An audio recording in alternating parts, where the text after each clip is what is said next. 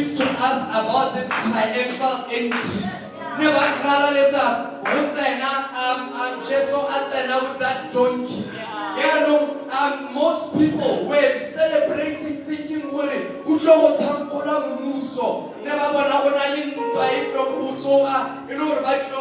but they didn't know that we are not wrestling against flesh and blood. Oh, they didn't know at that time. Against principalities.